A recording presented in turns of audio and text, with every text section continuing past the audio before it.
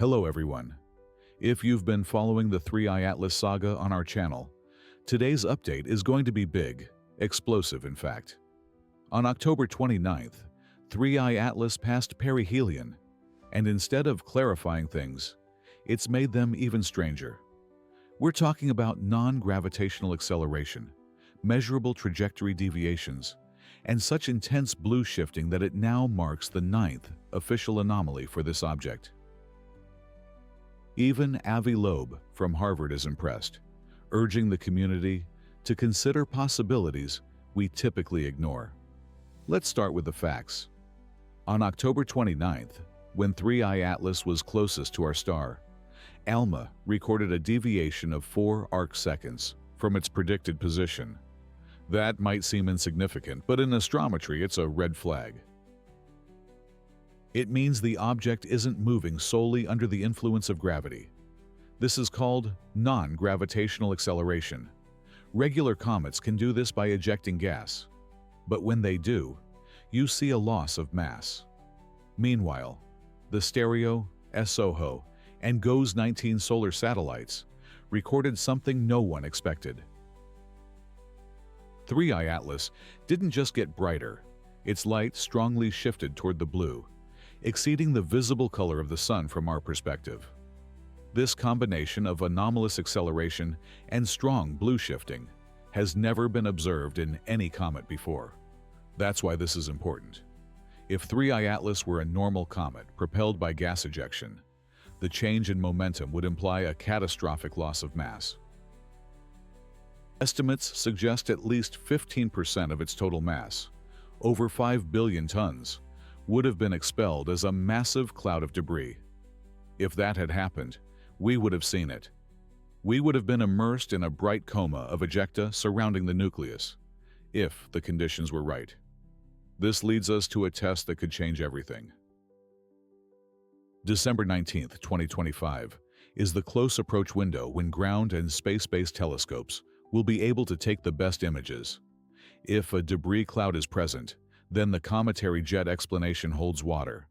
If it isn't there, if 3i Atlas is accelerating without the expected mass loss, then we're facing a 10th anomaly.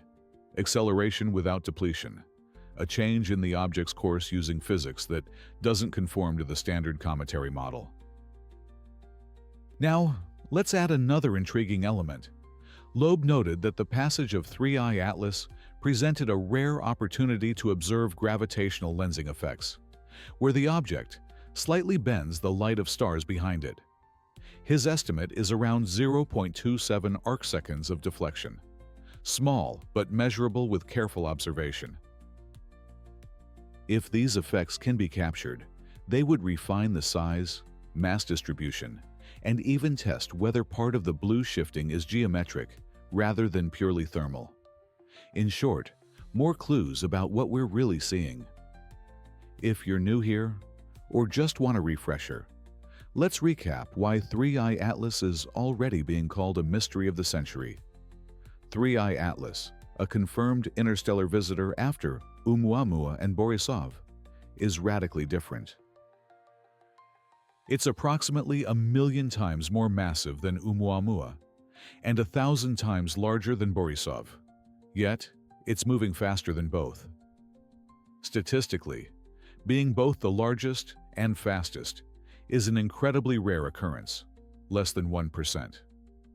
Imagine if the tallest person in the world also broke the 100-meter sprint record. Nature typically doesn't combine extremes like that. Hence, the list of anomalies begins. Anomaly number 1. The near impossible alignment of its trajectory, around a 0.2% probability. 3i Atlas isn't just moving in a retrograde direction. It's nearly coplanar with the ecliptic, deviating from the plane of the solar system's orbit by only about 5 degrees. Interstellar visitors usually arrive at various angles. This one flew almost directly through the planetary system. You can call it luck, or you can call it interesting. Anomaly number 2. A jet pointing towards the sun. In July-August 2025, 3i Atlas developed a dense, forward-pointing plume that moved towards the sun, not away from it. According to basic cometary physics, sunlight heats volatiles, which are ejected, and the pressure of solar radiation and plasma winds carry these substances in the opposite direction. 3I Atlas did the opposite, emitting a stable, collimated jet toward the sun. This is unprecedented in scale and distance. Anomaly number 3.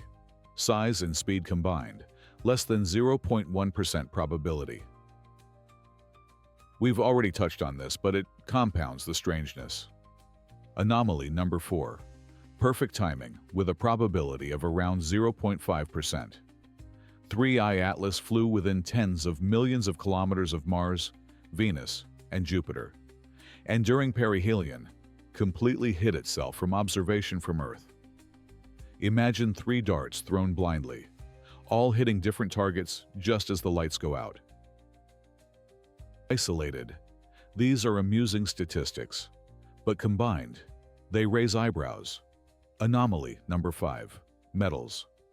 Spectroscopy shows a nickel-to-iron ratio that deviates significantly from known norms for comets and is closer to artificial alloys than to primordial rocks.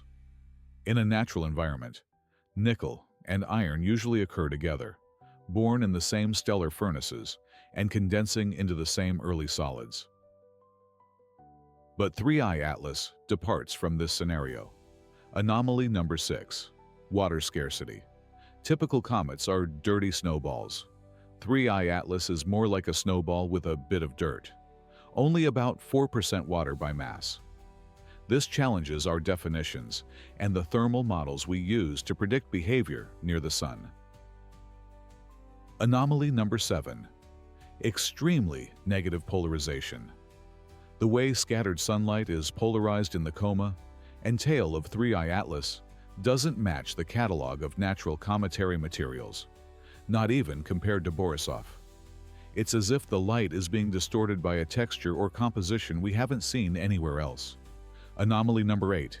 The entry corridor intersects with an area of the sky associated with the 1977 WOW signal within 9 degrees. This alone proves nothing, but within the growing list of anomalies, people are taking notice. Anomaly number 9. The perihelion blue color. Recent, abrupt, and difficult to explain by standard fluorescence of dust and gas and thermal radiation at 3I Atlas distance from the sun. And now, we await a potential 10th anomaly, acceleration without expected debris. So, what remains of this discussion? Loeb's position isn't, it's aliens. His stance is that when data don't fit established models, we need to rigorously examine new hypotheses. That's how science progresses. Resistance to that is common. Extraordinary claims require extraordinary evidence. Fair enough. That's why December 19th and the coordinated follow-up campaign are so crucial. Here's the decision tree, as I can best formulate it. If we detect a massive debris cloud corresponding to a mass loss of 15% or more, the non-gravitational acceleration can be explained, at least partially, by directed gas emission. That wouldn't explain the jet pointing toward the sun, the polarization, or the metal ratios, but it would resolve one branch. If we don't detect these debris at the predicted scale, we disprove the simplest explanation of comet-like acceleration via jet propulsion. Then, we'll have to consider other mechanisms: exotic volatiles, unusual geometry, electromagnetic coupling, or, yes, non-natural scenarios. Either way, the outcome will be scientifically valuable. If it's a natural phenomenon, we've discovered a new class of interstellar object with chemical compositions and radiation behaviors that we haven't modeled. If it's a technological phenomenon, then we're experiencing something unique. Now, one more point that's not getting enough attention.